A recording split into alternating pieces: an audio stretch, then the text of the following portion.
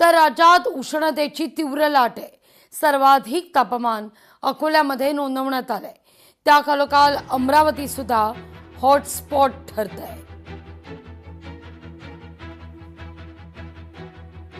तर उष्माघातापासून वाहन चालकांना दिलासा आहे।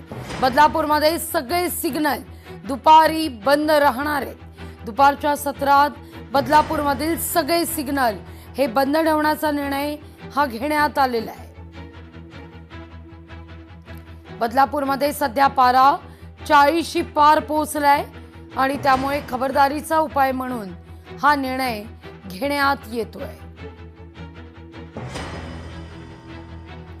बातमी मीरा रोडची आहे। मीरा रोडवरील लोन वुल्फ प्रकरण आणि या प्रकरणात एटीएसच्या तपासात धक्कादायक धागेदोरे आहेत। आरोपींना धर्म विचारल्यानंतर हल्ला केल्याचा आरोप आहे। कलमा वाचता न आल्यानं हल्ला केल्याची पीडितांची माहिती आहे। सीसीटीव्हीच्या मदतीनं अवघ्या 1.5 तासात आरोपीला अटक करण्यात आली आहे। आरोपी अन्सारीला 4 मे पर्यंत कोठडी सुनावण्यात येते।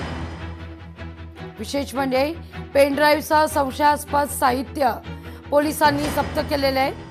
आरोपी पूर्वी अमेरिकेत राहायचा अशी माहिती आहे, तर पत्नी अफगाण वंशाची आहे असं देखील कळतंय।